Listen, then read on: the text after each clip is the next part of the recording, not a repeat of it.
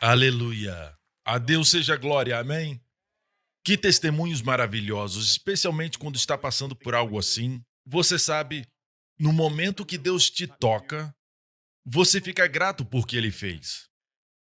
Não é sempre algo que o mundo tem a resposta. Às vezes você vai várias vezes ao médico e os médicos são maravilhosos. Mas, em primeiro lugar, você não pode ser apenas um médico que conhece os diferentes termos, todos os elementos químicos que tem que lidar, mas também tem que ser carismático. Você tem que aliviar os medos e ansiedades dos seus pacientes. Você tem que ouvi-los, tem que suportá-los, ser paciente com eles.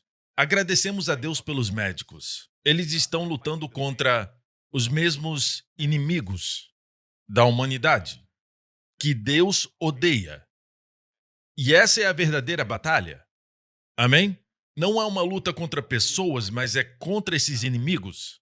Então, quando você lê na Bíblia, no Antigo Testamento, e você lê sobre Deus ordenando o povo que destrua os seus inimigos, porque fizeram isso ou aquilo, abusaram dos seus filhos, e os mataram, os destruíram, e estupraram suas mulheres e saquearam as aldeias. Esses inimigos, mesmo naquela época, debaixo da lei, eram inimigos reais, mas hoje tem que aplicar para a sua vida e reconhecê-los como inimigos espirituais. E muitos podem ser considerados doenças. Então, naquelas histórias, os nomes dos inimigos, os seus nomes no hebraico, são doenças, enfermidades.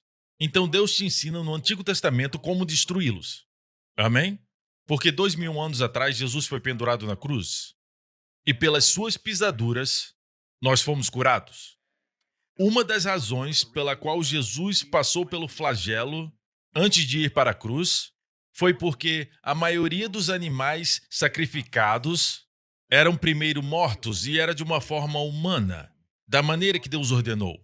Eles encontravam a veia no seu pescoço e com uma faca muito afiada, eles cortavam. E instantaneamente o animal ficava inconsciente, imediatamente inconsciente. Então sangrava e morria. Não existia choque. Quando um animal morre com choque, ele libera toxinas no sangue, libera toxinas em seus músculos, e a carne deles não fica boa. É por isso que a Bíblia diz que não deve comer nenhum animal que morre sozinho. Amém? Por causa de doença ou um choque repentino. Então, o inimigo, eu fico falando inimigo, o animal é primeiro morto e depois colocado no altar. No entanto, o Senhor Jesus sofreu primeiro. Para um animal não tinha sofrimento. Jesus sofreu primeiro e depois foi colocado no altar para ser crucificado. Por que foi dessa forma? Porque cada dor, existe um versículo que eu li ontem à noite. Eu li ontem à noite e diz: ferida por ferida, queimadura por queimadura, contusão por contusão. Então, por tudo que você já passou, Jesus tomou no seu próprio corpo. Posso ouvir um amém? Certo? Ele tomou nossos pecados no seu corpo. A propósito, eu quero dizer algo que é para o seu próprio conhecimento. A Bíblia não diz que Jesus tomou nossos pecados em seu espírito, ok? Eu sei que pode parecer controverso, podem discordar, mas ele não tomou nossos pecados em seu espírito. Qualquer escritura que lê diz que ele carregou nossos pecados em seu corpo na cruz. A sua alma estava envolvida. Deus fez da sua alma uma oferta pela culpa, mas o seu espírito não carregou nossos pecados. Você me entende? Amém? Então, não é realmente importante que as pessoas tenham esse tipo de informação, mas faz a diferença quando as pessoas dizem que Jesus morreu espiritualmente. Ele não morreu espiritualmente. Eu repito, Jesus não morreu espiritualmente. Ele não pode morrer espiritualmente, porque ele é Deus, mas também é homem. Então, sendo homem, poderia morrer, mas não espiritualmente. Você entende?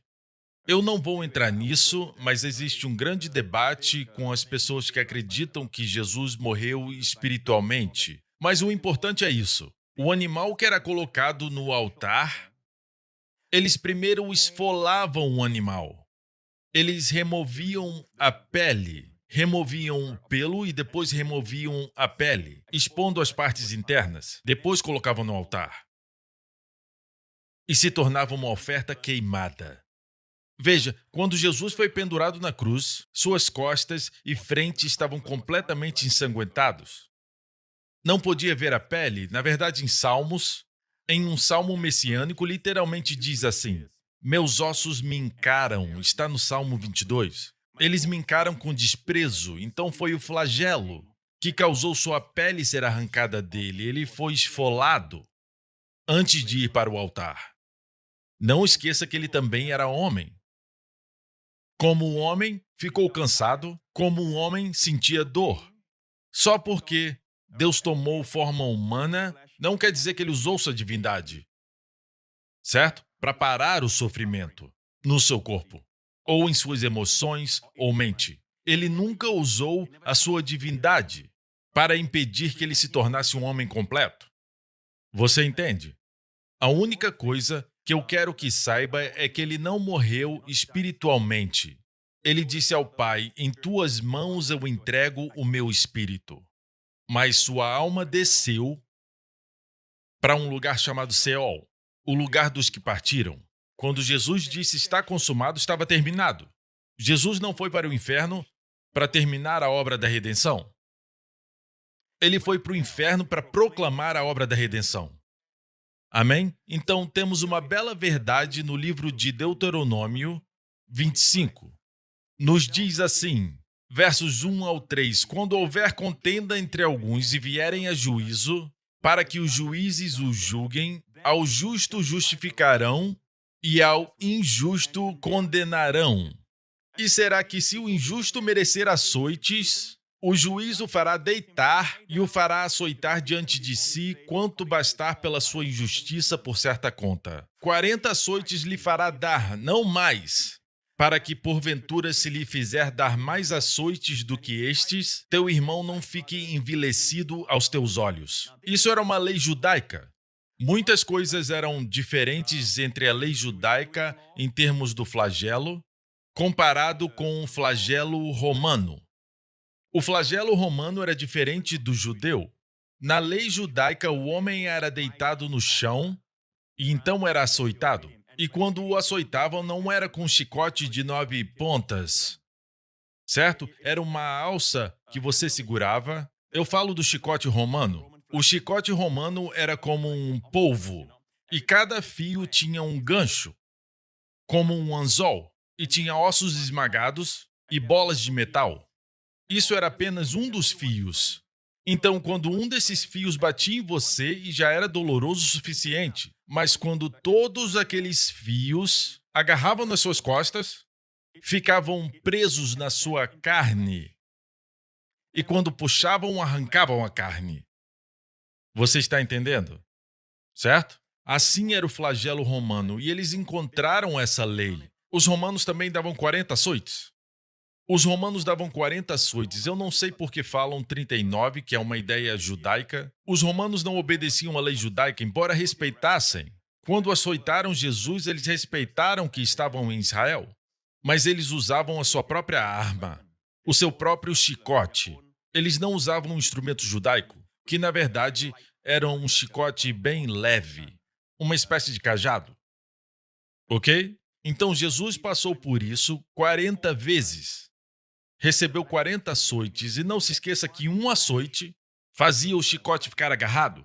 Todos os fios, não apenas um fio, mas todos os fios, era um açoite. Você entende? E por suas pisaduras, somos curados. Isaías 53. Ele tomou sobre si as nossas enfermidades e as nossas dores levou sobre si, e nós o reputamos por aflito, ferido de Deus e oprimido. Mas ele foi ferido pelas nossas transgressões e moído pelas nossas iniquidades. O castigo que nos traz a paz estava sobre ele, e pelas suas pisaduras fomos sarados. Deus está curando pessoas agora.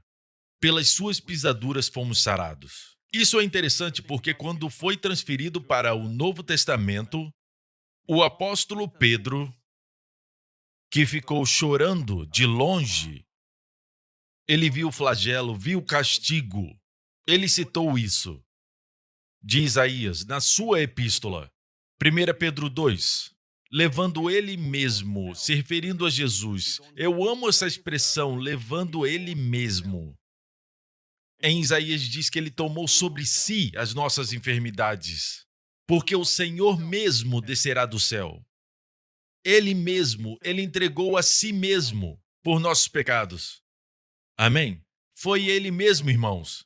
Ele não deu um dos seus presentes, ele deu a si mesmo, levando ele mesmo em seu corpo os nossos pecados, não no espírito, em seu corpo, sobre o madeiro, para que, mortos para os pecados, pudéssemos viver para a justiça, e pelas suas feridas fostes sarados. Feridas ali, molops, no grego, está no singular.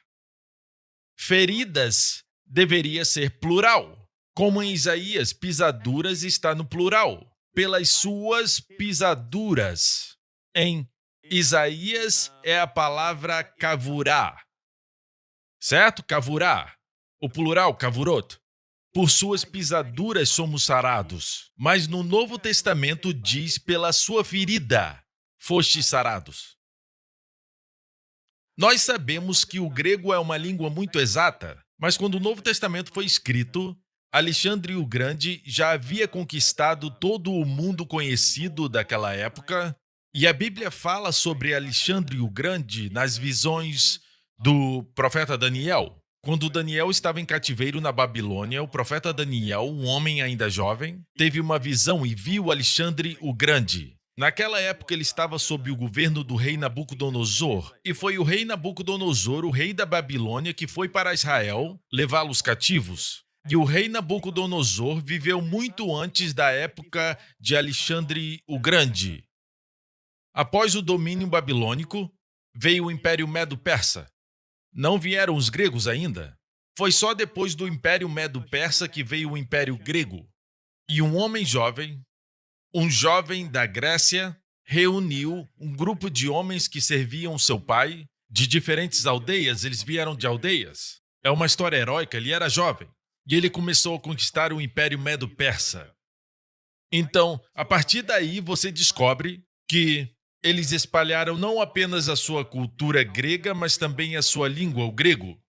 Então, no tempo que Jesus veio à Terra, em Belém, o mundo da época falava grego. Ok? Você entende?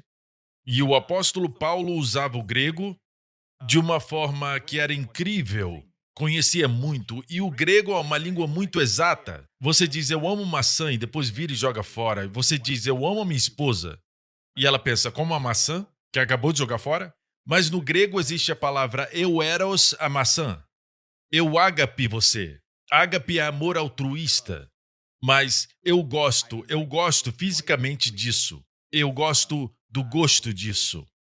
Então, o grego tem diferentes palavras, tem storge, tem filio, amor fraternal, amor familiar, amém? Diferentes nuances, até diferentes significados. Por exemplo, é muito pitoresco. Você pode ver a imagem de uma pessoa não somente fazendo algo, mas fazendo de uma forma ativa ou fazendo de uma forma passiva. É muito lindo, ok? Eu sei, é chato para vocês, mas o conhecimento é bom, amém? Você está recebendo aulas gratuitas de escola bíblica aqui. Nós nem cobramos por isso, ok? Tá bom?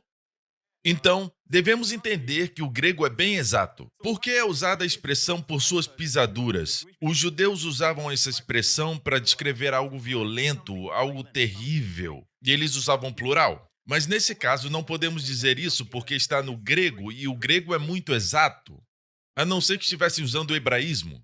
Mas não é o caso aqui, porque ele disse, por sua ferida, singular, por sua ferida. Ouça com atenção. Um estudioso do grego chamado T.J. McCrossan, muitos anos atrás, viu o problema. Ele disse, se as costas de Jesus Cristo foram espancadas, açoitadas, de tal forma que só sobrou um pedaço de pele, só um pedacinho de pele, certo? O escritor não poderia usar a palavra no singular, ferida. Mas porque não sobrou nenhuma camada, Não sobrou nenhum pedaço de pele, foi completamente lacerada. Não sobrou pele. Aí pode usar a palavra ferida, singular, porque é uma grande ferida. Você não diz uma feridas. É apenas uma grande laceração nas costas. Você entende? Viu pelo que o Senhor passou? Você pode dizer, Pastor Prince, 40 vezes como você pode ter apenas uma grande laceração. Então, para vocês que fizeram essa pergunta, eu preparei algo para vocês. Antes de chamar vocês aqui para ilustrar, e o Pastor Lawrence, o homem dos músculos, vai demonstrar para vocês, ok? Mas eu pedi para nossa equipe criativa criar isso e fizeram um ótimo trabalho ontem. Foi um pouco de última hora, mas queria que fizessem isso para eu mostrar o chicote de 9 pontas. Uma chicotada não fazia uma marca. Esse chicote fazia provavelmente 7 ou 9 marcas de uma vez. Isso é possível? Então o que fazemos não foi contar 40 vezes. Levaria muito tempo, então fizemos de 1 a 7 e depois aceleramos. Até o número 35 e depois desaceleramos. Ok? E você vai ver se é possível o corpo ficar todo coberto com 40 chicotadas. Ok? Olha isso.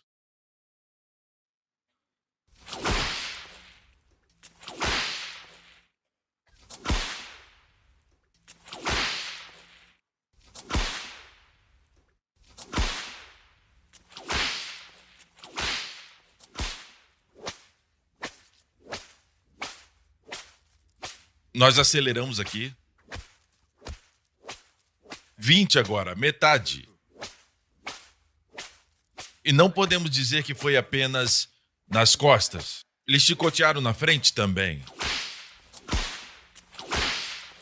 38, 39, 40. Por sua ferida, fomos curados. Por sua ferida, fomos curados. Então Pôncio Pilatos, no natural, pensou: eu sei que ele é inocente. Não achei nenhum mal nele. Eu sei que eles o querem morto. Então, o que eu acho que eu vou fazer, eu vou castigá-lo primeiro.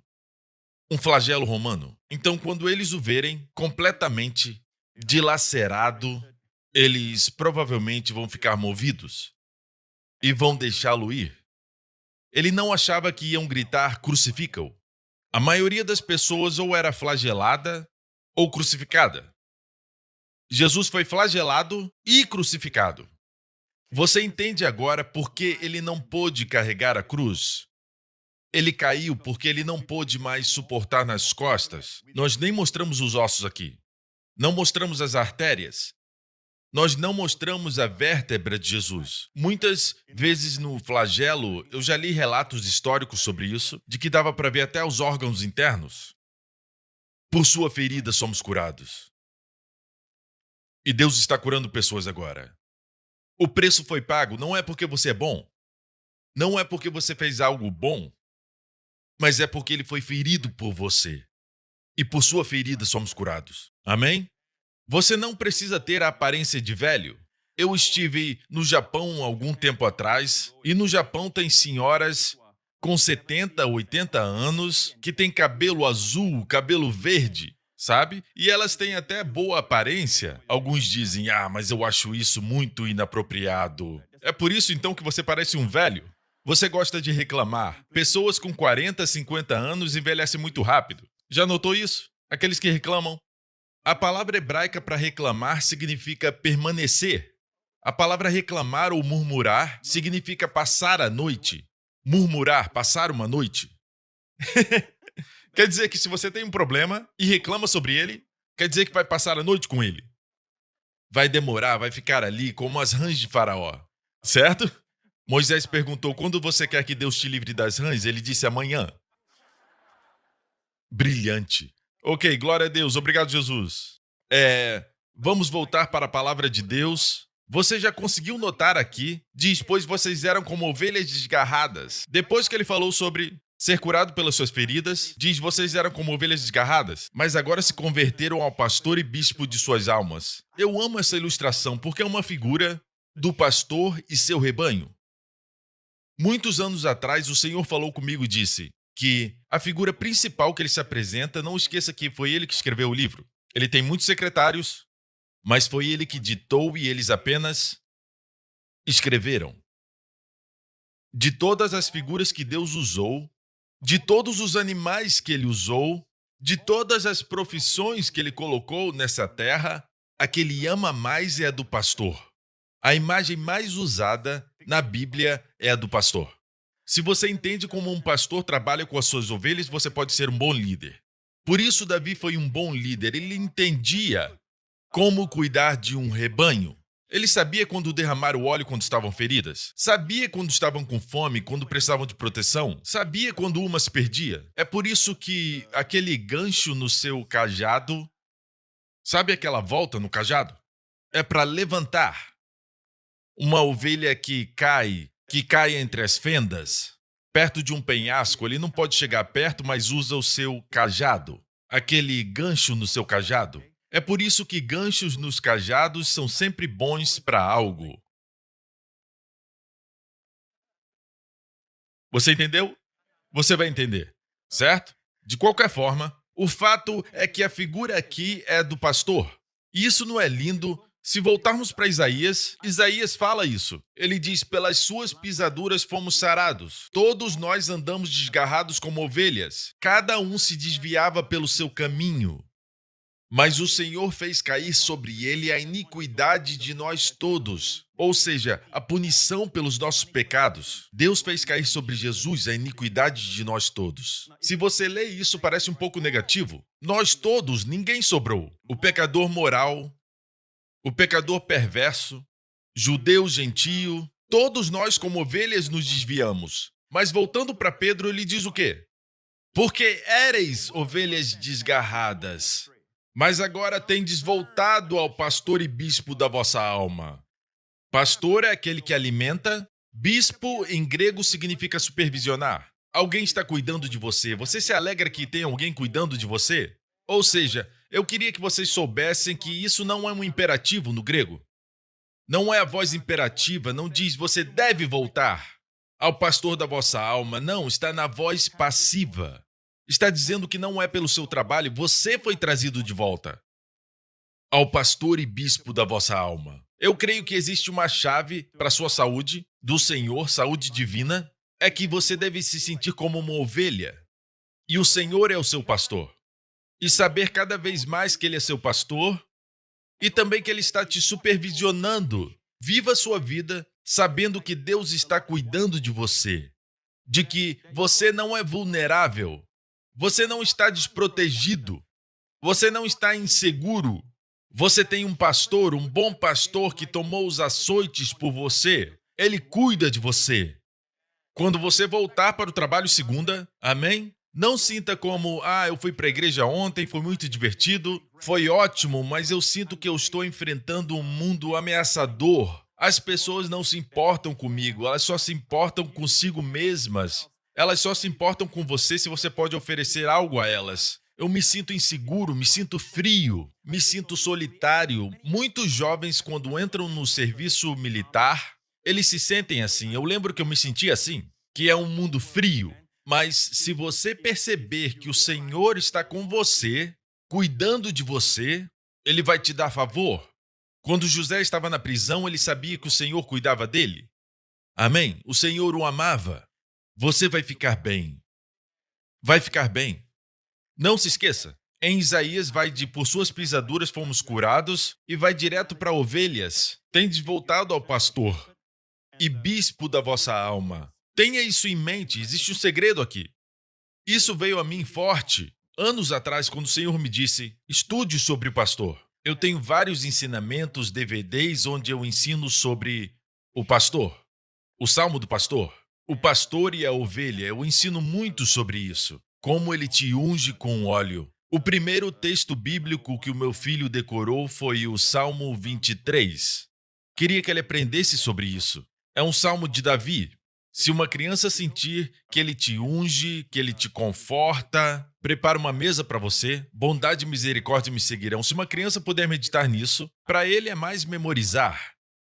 Mas vai chegar um tempo que o que ele memorizou, o Espírito Santo vai pegar essa água e transformar em vinho quando chegar a hora. Amém? Então é bom que os seus filhos meditem no Salmo 23. Amém? Não façam eles memorizarem Jesus chorou. Eu sei que é curto, mas esse aí pode esperar um pouco. Eu sei que muitos pais querem que seus filhos memorizem, filhos obedeçam seus pais no Senhor. Amém? Porque isso é reto. Ou vocês querem que eles memorizem Apocalipse, mas os covardes e incrédulos, o lugar deles será no lago de fogo, mas isso não os motiva, ok? Amém? Você me entende? Voltando para Isaías 53. Eu quero que vocês sejam pessoas felizes, certo? Quando você flui no Senhor, o Senhor te faz feliz. Na noite em que Jesus foi traído, sabendo que ia ser traído, Judas tinha saído, sabendo que ele havia de ser traído, ele disse isso: tenho-lhes dito essas palavras para que minha alegria esteja em vocês e a alegria de vocês seja completa. Imagina, ele estava sendo traído quando falou essas palavras. Ele disse: eu falei essas coisas para vocês, para que minha alegria, a alegria que vocês veem em mim, esteja em vocês. A propósito, a palavra alegria, vem da palavra kará, do grego kará, que é substantivo. Kairo é o verbo de kará. E a palavra cara vem de cariz. Cariz é graça. Então nos alegramos não porque recebemos uma promoção. Não nos alegramos porque nossos corpos estão bem. Não nos alegramos porque estamos prestes a receber uma promoção. Nós nos alegramos por causa da graça. Pela graça de Deus em nossas vidas. Pelo que vemos nele, em sua graça. Cará está amarrada com cariz. Amém? É a alegria que vem da graça de Deus. A Bíblia não diz só alegre-se, mas alegre-se no Senhor. Eu vou entrar nisso agora. Se você olhar em Isaías 53, verso 4, diz verdadeiramente, fica feliz que ele disse isso. Aken, no hebraico, verdadeiramente, quando fala que ele foi ferido no verso 5, não diz verdadeiramente. Quando vemos o verso 5, o castigo que nos traz a paz não diz verdadeiramente. Quando fala que carregou nossos pecados, não diz verdadeiramente. Mas aqui vemos verdadeiramente. Quando diz respeito ao pecado, não diz verdadeiramente. Onde as pessoas encontram o maior problema? Quando elas começam a acreditar na obra redentora de Jesus Cristo, a obra substituta de Jesus Cristo, em que eles têm dificuldade em acreditar até hoje. Seus amigos, seus colegas. Muitos deles têm dificuldade de acreditar que Jesus tomou nossas doenças. Conseguem acreditar que Jesus levou nossos pecados. Mas quando fala de pecado, não fala verdadeiramente. O Espírito Santo não usou essa palavra. Mas quando fala de enfermidades, verdadeiramente tomou nossas enfermidades. A palavra ali é doenças. Então Deus sabia que essa seria uma questão controversa, até no meio do seu povo. Ele sabia que pessoas como eu pregariam sobre isso, e as pessoas diriam: mas essa é uma opinião sua, não está no original. Não tem como argumentar isso, porque no original fala verdadeiramente. E no original aqui, quero falar algo importante aqui. A tradução literal de Young é muito boa para isso. Verdadeiramente ele tomou sobre si as nossas enfermidades e as nossas dores levou sobre si. A palavra enfermidades aqui é coli. E eu perguntei para um certo homem judeu em Israel, perguntei o que é coli, e na hora ele disse doença. Até hoje usam a palavra coli para doença. Existe uma palavra secundária, luto. Ok, a parte que diz nossas dores levou sobre si, o uso principal dessa palavra, a propósito, essa palavra em hebraico é makov, e ela é traduzida como dores. Dor. E o significado secundário é tristeza. Mas o problema da versão King James que traduziu aqui é que eles colocaram o significado secundário como primário. Eles colocaram a etimologia, então eu vou mostrar para vocês a tradução literal de Young. Certamente ele tomou nossas doenças e as nossas dores carregou. Se você acha que Young foi um carismático que viveu nos anos 80, errou. Young viveu no século XIX e ele escreveu a tradução literal. Amém? Ele foi sincero, foi honesto. em colocar o significado principal. Jesus tomou a nossa coli, nossas doenças, e carregou nossas dores. Se isso não for suficiente, não vamos discutir uma tradução ou outra. Vamos olhar a Bíblia interpretando a Bíblia. Anos atrás eu li uma história que eles queriam criar uma nova tradução da Bíblia. Todos os tradutores se reuniram e eles queriam traduzir do jeito que a Bíblia diz. Ele tomou nossas doenças. Mas um daqueles tradutores, no grupo de tradutores, disse: não podemos fazer isso. Vamos ficar com a versão King James. Se fizermos isso, os carismáticos vão começar a dizer: viu, nós estávamos certos. Veja, alguns dizem que isso é uma visão parcial da Bíblia. Confie em mim, não é imparcial. Cada um é guiado pelo seu próprio conceito. Você me entende? Amém? Então, deixa a Bíblia interpretar a Bíblia. Existe outro lugar onde essa palavra é mencionada? Sim. E graças a Deus pelo grego, que é exato. Em Mateus 8 diz assim: ao anoitecer foram trazidos a ele muitos endemoniados, e ele expulsou os espíritos com uma palavra, e curou quantos? Quantos? Vocês na primeira fileira, quantos? Segunda fileira, o pessoal lá atrás. Curou todos. Curou todos.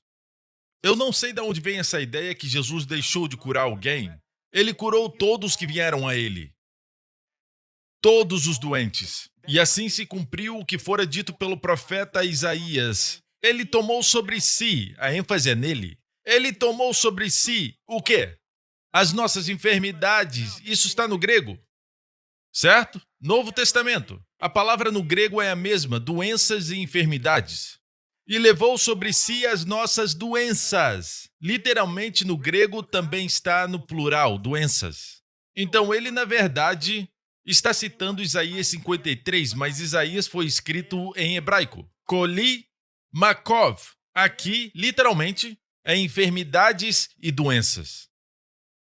É a Bíblia interpretando a Bíblia. Agora, olhe o contexto. Isso não se refere a cura espiritual. Tem gente que diz: com suas pisaduras fomos curados espiritualmente. Não dá para argumentar, você não está sendo verdadeiro. Você não está sendo fiel à escritura original no seu contexto. O contexto é que ele expulsou os demônios com uma palavra e curou todos os doentes. Curou todos os enfermos. Era literalmente pessoas que estavam doentes fisicamente. Vocês estão entendendo? Quantos gostariam de saber como não ficar doente?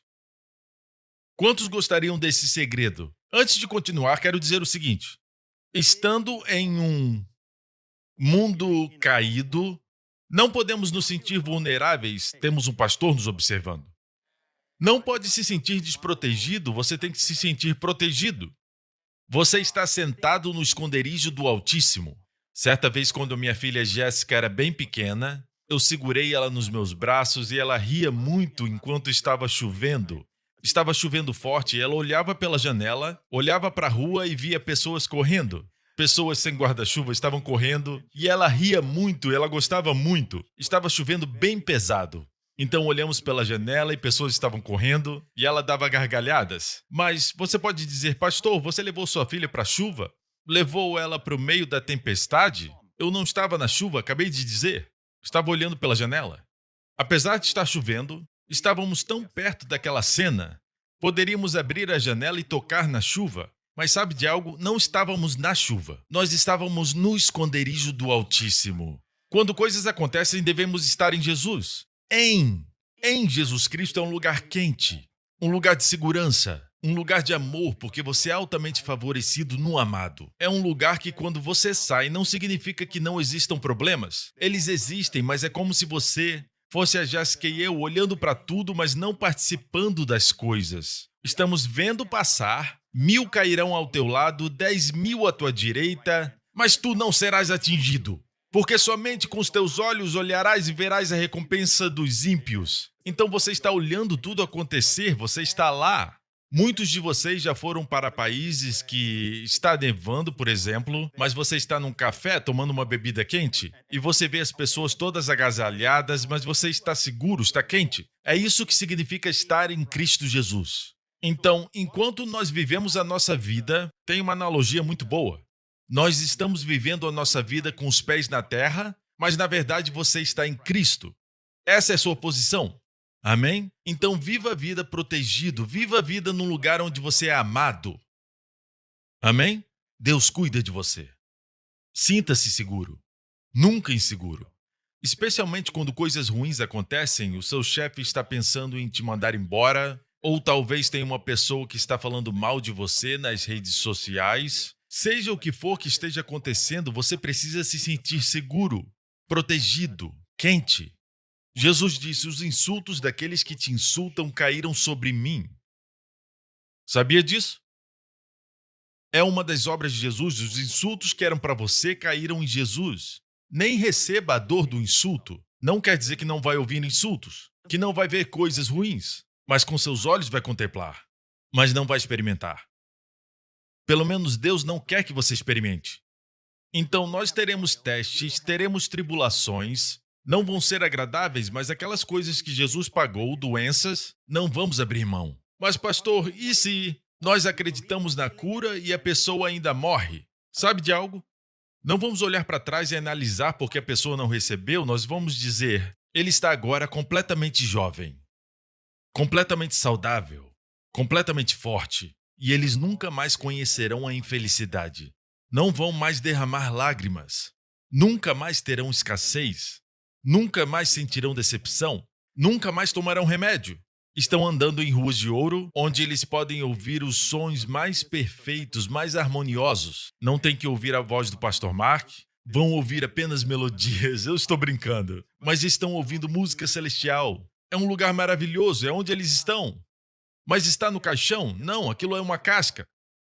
Acreditando você ou não, você não vai subir para o céu com esse corpo. Mas eu não acredito na morte, eu creio na ressurreição. E você deve acreditar nisso. Aguardamos a bendita esperança. Não estamos olhando para o túmulo, mas olhando para a volta de Jesus. Mas a primeira coisa que Jesus vai fazer quando voltar vai ser mudar o seu corpo. Esse corpo não pode chegar ao céu. É um corpo em decomposição. Então seu corpo vai ser transformado estando no túmulo ou aqui. Então, a pessoa que você vê no caixão é uma casca. Só uma casca. Essa pessoa está pulando no céu. Graças a Deus que você pregou para essa pessoa amada. Posso ouvir um amém? Tendo dito isso, quero dizer que aqui na terra Deus está revelando verdades. Amém? Então, nos últimos dias, a igreja vai andar cada vez mais nas verdades da redenção, no que o Senhor fez por nós, para andarmos, para possuirmos, até que o último inimigo, e para a Bíblia chamar de último inimigo, quando Jesus voltar vai ter o último inimigo, quer dizer que os outros inimigos já foram derrotados? Quando o arrebatamento acontecer. Então eu não acho que o último inimigo é a doença. Ela vai estar conquistada. Não é a pobreza, ela vai estar conquistada. Você entende? O último inimigo vai ser a desunião. Não está conquistado. O último inimigo é a morte. E essa morte física, quando Jesus voltar, vamos ter um novo corpo. E finalmente o último inimigo vai ser derrotado. Vai estar sob os pés de Jesus. Posso ouvir um amém, igreja? Boa notícia? Amém? Quantos de vocês gostariam de experimentar isso? Quando você aprende essas coisas, muitas pessoas querem aprender essas lições, mas somente depois que recebem o diagnóstico. Então eles acreditam e confessam por desespero ou por medo, tentam participar da ceia, mas por medo, mas não tem uma revelação. Eles tentam fazer da forma que faziam antes, do jeito que praticavam coisas antes, e acham que se fizerem isso, Deus vai fazer aquilo, e não entendem a graça. Então muitas vezes é tarde demais para eles. Não tiveram tempo para aprender, mas não deixe isso acontecer com você. É por isso que estamos aprendendo isso. Estamos aprendendo isso hoje. Queremos ter uma boa base. Não quer dizer que pastores não ficam doentes. Então não olhe para nós. Nós lutamos com as mesmas coisas que vocês, mas nós tropeçamos para frente. Não quer dizer que não pecamos, nós ainda pecamos, mas é um tropeço para cima. Estamos aprendendo à medida que avançamos e ainda queremos aprender mais. Por que ainda estou tendo esse sintoma? Deus fala comigo. A melhor pessoa para ir é o Senhor. E pergunte para o Senhor. É daí que vem tudo isso, do meu desafio pessoal. Você está me entendendo? Então, vou perguntar de novo. Quantos querem aprender o segredo de que quando você aciona isso, a doença vai acontecer? Se eu acionar isso, a cura vai acontecer. Quer saber o segredo? Da Bíblia. Não de mim mesmo, da Bíblia. Lembra do que eu falei? Voltemos para Isaías 53. Verdadeiramente ele tomou sobre si as nossas enfermidades e as nossas dores levou sobre si, certo? Mas na versão King James diz que ele levou nossas tristezas e sofrimentos. E está certo, porque quando você estuda a palavra coli, que significa doença, o primeiro significado é doença. Vimos em Mateus 8. Mas você encontra que a palavra raiz, da qual a palavra coli é um substantivo, mas ela vem de calar. Calar, olha aqui, ok? É assim que se escreve coli, é doença ou tristeza, mas vem da palavra calar. E calar quer dizer estar desgastado em força. Isso não é interessante? A palavra raiz de doença é estar desgastado em força. Uau! Quando eu vi isso, você sabe como fica desgastado em força se estudar? Tristeza. O diabo te ataca com algo que entristece seu coração. Algo que faz você se preocupar. Algo que te deixa ansioso. Isso te desgasta. Você já percebeu que nos dias que você está muito ansioso, você também fica muito cansado? Apesar de você não ter gastado muito tempo nessa situação, ou você está lidando com alguma pessoa problemática, em vez de se alimentar do Senhor, se alimenta do problema da pessoa. Eu ensino os conselheiros aqui na igreja para se alimentarem da oferta pelo pecado, não do pecado. Eu ensino isso do livro de Levítico, como aconselhar.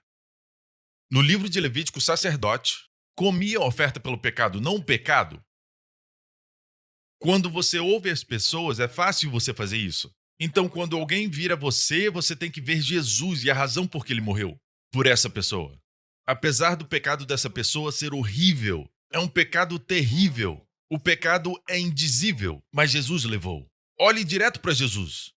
Ou você vai gritar, seu pervertido! Não, você não pode fazer isso como pastor. Amém? Você tem que olhar para Jesus e se alimentar dele. Isso vai te curar enquanto aconselha. O aconselhamento vai te fortalecer. No Antigo Testamento, se as pessoas não trouxessem oferta, o sacerdote não comeria. Pense nisso. Os conselheiros ficam mais fortes quando o povo tem problema. É assim que nós vemos nessa igreja. Mas às vezes as pessoas se esquecem e se ocupam com o problema. Eles ouvem as reclamações sobre o governo, sobre o marido, sobre a mulher, e depois eles voltam para casa e descontam na sua esposa. Você acha que eu sou um homem qualquer? Porque ele acabou de ouvir o problema. De um homem que talvez deixou a sua esposa o dominar. A esposa diz uma coisa e ele diz, você acha que você vai me dominar? Está se alimentando do pecado. Eu não sei por que eu estou ensinando isso. Ah, eu sei, vocês vão ser todos conselheiros. Para o mundo que está perdido, sofrendo, morrendo. Posso ouvir um amém? Ok, então, o que é ficar desgastado? É como uma goteira. Ele não usa dinamite para explodir um grande pedaço de rocha. É uma gota de água. Pinga, pinga e te desgasta. Uma das obras do anticristo nos últimos dias é desgastar os santos do Senhor. Gota, gota. Mas você está desgastado ou está relaxando? Deus quer que você relaxe. A propósito, a palavra hebraica para curar, é a palavra Rafá. Diga Rafá. Rafael quer dizer Deus cura. Rafael. El é o nome de Deus. Deus cura. Rafael. É o que quer dizer, ok? Amém? Rafá é a palavra curar. Se estudar a palavra curar e for para a etimologia, a palavra raiz, qualquer língua tem uma palavra raiz. Se procurar a palavra raiz de curar, é a palavra rafar. Relaxar. Relaxar. Veja, Existe uma linha tênue entre estar desgastado porque está cansado e relaxado. Você está fazendo coisas. Quando eu ensino sobre descanso, por exemplo, você diz: eu estou desgastado. Desgaste não é descanso. Jesus disse: Vinde a mim todos vós que estáis cansados, e eu darei descanso. Descanso é empoderamento. Descanso é reabastecimento. Você faz coisas que te desgastam? Está gastando tempo com pessoas que te desgastam? Por que gasta tempo com elas? Você pode aconselhar as pessoas, mas se elas pedem conselho o tempo todo, elas não querem conselho. Elas querem atenção. Você está sendo desgastado, não importa o que seja. O maná que Deus te dá é limitado, você deve receber todos os dias. Mas o fato é que você deve saber qual é a tarefa que Deus quer para você naquele dia. Vai perceber pela paz no seu coração. Se sentir desgastado quando lidar com alguma coisa, não é para você lidar com aquilo. Amém? No meu caso, eu não estou mais lidando com coisas administrativas, gerenciamento, porque eu tenho pessoas ótimas lidando com isso. Estou mais preocupado com as pessoas, com a direção espiritual da igreja. Não estou preocupado com dinheiro, com aspecto governamental. Isso não é mais da minha conta. Você entende? Tem gente boa fazendo isso. Se eu fizer isso, vou ficar desgastado. Posso ouvir um amém? Então eu guardo isso com cuidado. Amém? Se eu ficar desgastado, não posso receber revelação do Senhor e vou falar do meu estado desgastado. E você não quer me ouvir assim? Mulheres, vocês não querem ouvir seus maridos quando estiverem desgastados? Amém? Pessoas desgastadas não são pessoas interessantes para ouvir. Existe sempre um momento certo para falar com seus maridos, mulheres. Você quer pedir para ele fazer alguma coisa por você? Tem a hora certa. Deixe ele descansar se estiver desgastado. Deixa ele reabastecer. O ponteiro do tanque tem que sair da reserva para cheio. Amém? Uma massagem. Faça ele se sentir bem, traga uma comida. Levanta os pés dele. Quando ele começar a sorrir, bum! Ok? Não chegue muito rápido, você não vai gostar do que ele tem para dizer. Não é o que ele quer. Amém? Então, isso não é bom? Isso te ajuda? Ok. Então, voltemos para Isaías. Em certas versões tem a palavra tristezas, mas é um uso secundário. Não deveria ser usado. Em Isaías 53, deve ser ele tomou sobre si nossas enfermidades. E essas doenças vêm do desgaste. Estamos chegando na raiz. Amém? Alguns nem sabem quando começaram a ter sintomas. Médicos já me disseram que você pode sofrer de estresse por algo que você passou semana passada. 2 semanas atrás, você tratou de um problema sério e agora o estresse está aparecendo no seu corpo. Agora o seu batimento cardíaco está desregulado. Você não entende, mas você estava passando por um período de estresse. Você está desgastado. Agora vamos chegar ao problema, vamos fechar o portão, fechar a porta, em nome de Jesus. Amém? Amém, ok. E as nossas dores levou sobre si. Dores é Makov. O significado principal é dores. Está em Mateus 8. Amém? Ele levou as nossas dores. Aqui está se referindo a uma dor física, mas o significado secundário, a etimologia vem da palavra pesar. Vou te dizer algo agora. Todo pesar no mundo é perigoso. Vai te matar. Mas pela natureza do mundo que estamos hoje, vai existir lamento. Quando um familiar passa por algo ruim, nós nos lamentamos por ele. Certo? Até mesmo coisas normais na vida, coisas naturais que acontecem com você, fazem você se lamentar. Mas deixa eu dizer algo para você. Existem muitos websites, você pode procurar depois, não agora, ok? Que falam sobre tipos de personalidades e doenças.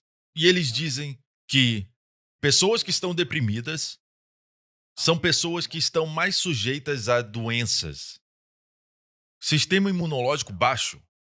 Eu não consegui encontrar porque eu tenho muitas bíblias, mas no canto de uma das minhas bíblias, eu escrevi em uma bíblia antiga e eu coloquei na minha estante, mas eu perdi.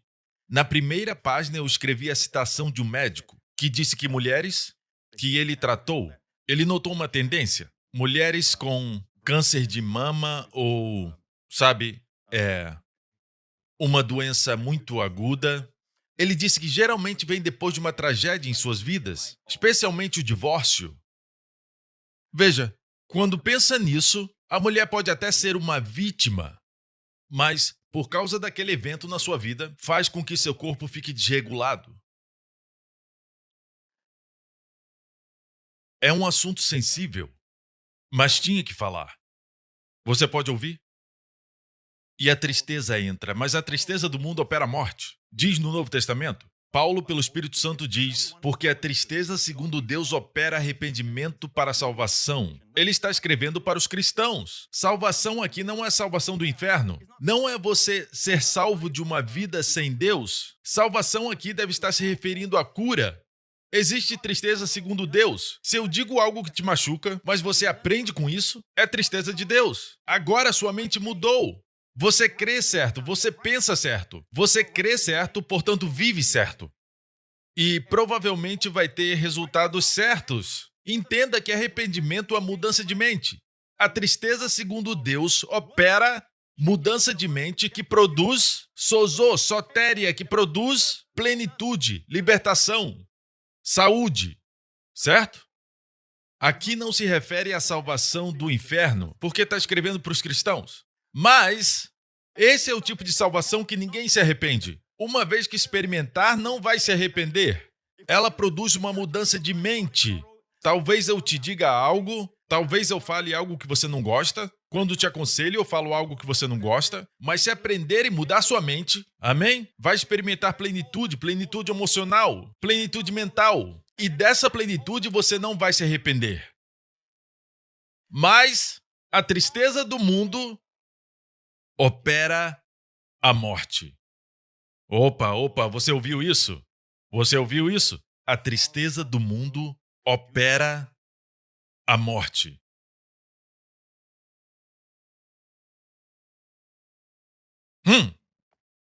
O que isso traz à sua mente? Você vai para Israel e toda vez que tem um dia de festa, eles têm um festival, eles têm uma celebração, a primeira coisa que eles falam para você é: o que eles dizem?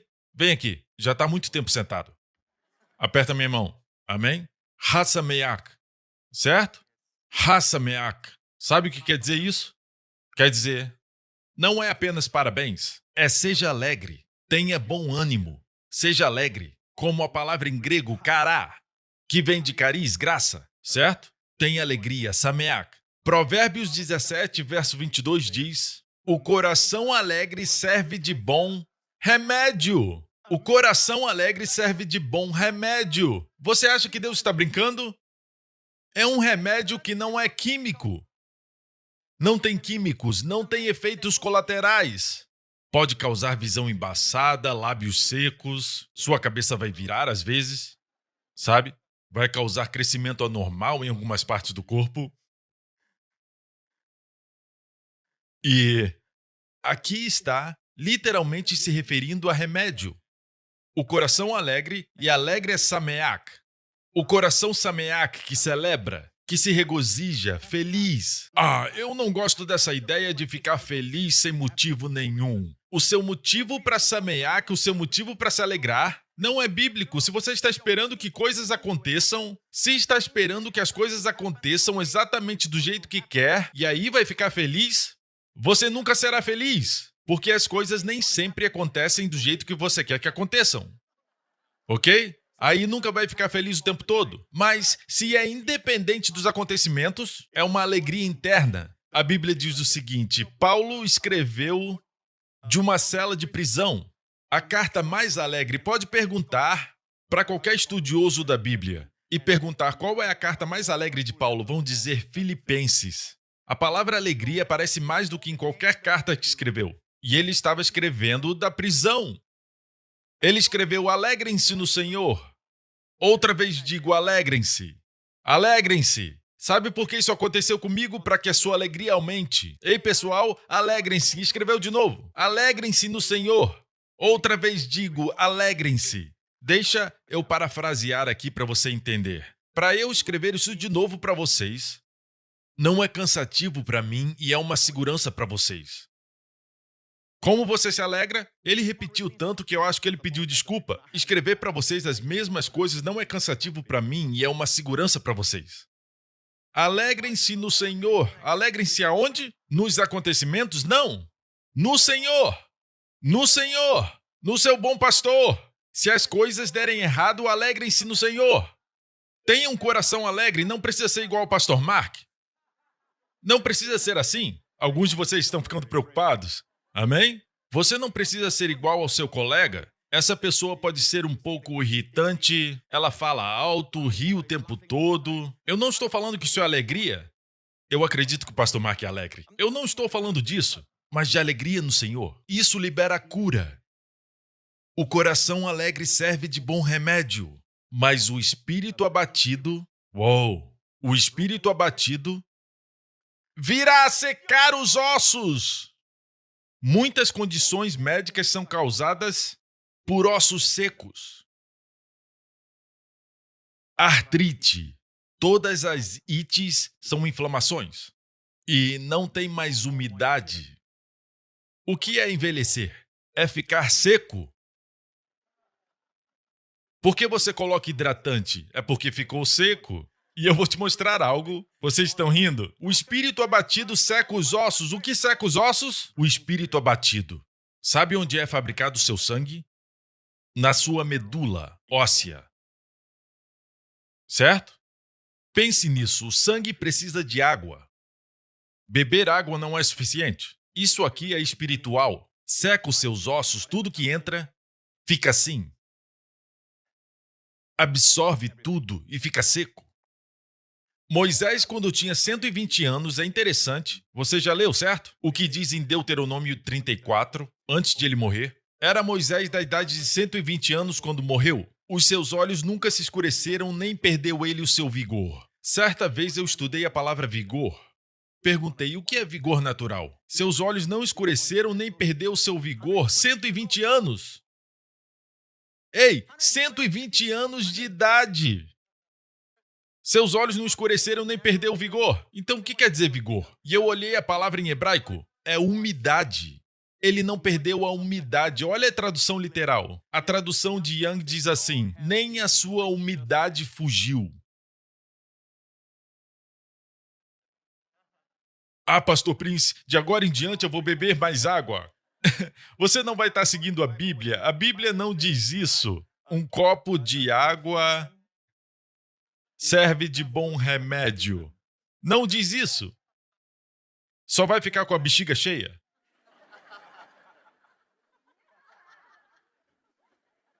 E bexiga cheia não é bom quando você está escutando a pregação. Como eu.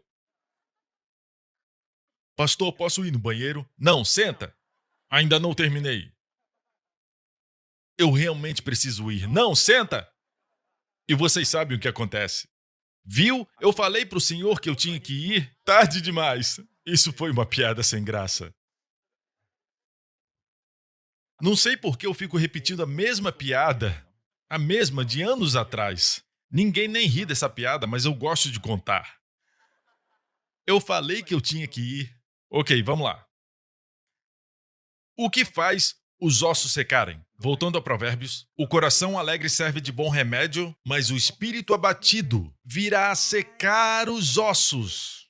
Agora vamos descobrir como o espírito fica abatido. Quando ele fica abatido, seus ossos secam. Quando Deus criou o homem, ele o criou completo. Ensinamos que o homem tem 3 partes: espírito, alma e corpo. Eu acho que às vezes, para ensinar em uma sala de aula, nós separamos assim. Mas tudo que afeta o seu espírito afeta o seu corpo. O que afeta suas emoções afeta o seu corpo. O que afeta suas emoções afeta a sua mente. Está tudo interconectado. Quando Davi disse nos Salmos, de um modo terrível e maravilhoso fui formado. A palavra maravilhoso no hebraico é a mesma para bordado. Sabe um bordado? Irmãs, quando vocês fazem um bordado, você faz todas as linhas de cores diferentes se misturarem. E literalmente os nossos órgãos e veias, Deus projetou como se fosse um bordado. Não é uma coisa que você olha e diz, ah, tá tudo bagunçado. Não, é como se fosse um bordado. De um modo terrível e tão maravilhoso foi formado. Amém? Você está ouvindo? Agora, se uma parte não funciona, você não pode dizer, é só essa parte. Não, a Bíblia diz, o espírito do homem aliviará sua enfermidade. Mas ao espírito abatido, quem o levantará? Quem o levantará? Agora, uma pergunta. O que é um espírito abatido? Nós queremos saber o que é um espírito abatido. Que faz os seus ossos secarem? Você não quer que seus ossos sequem? Certo? Quando os seus ossos secam, eles encolhem, diminuem, se quebram. Você fica menor. É por isso que às vezes olhamos para os nossos pais e vemos que eles eram altos quando nós éramos crianças. Tem a diferença da altura, mas quando você cresce, você percebe que eles ficam menores. Principalmente quando estão mais velhos, existe um encolhimento. Mas eu creio que Deus não vai fazer eu passar por isso. Eu vou continuar alto pela graça de Deus. Amém? Eu respeito e amo o meu pai, mas o meu DNA não é mais do meu pai. É de Jesus. Porque a Bíblia diz em 2 Coríntios 5 que quem está em Cristo, nova criatura é. As coisas velhas já passaram. Quantas coisas? Tudo se fez novo. Tudo também significa o meu DNA. Se disserem o teu pai tem isso, tem aquilo, os médicos perguntam o seu pai tem certo problema, as empresas de seguro perguntam se seus pais têm certos problemas. Todos os filhos de Adão herdaram uma natureza corruptível e as doenças são um resultado. Mas você não está mais sob o Adão caído. Lembre-se que você cruzou o Rio Jordão.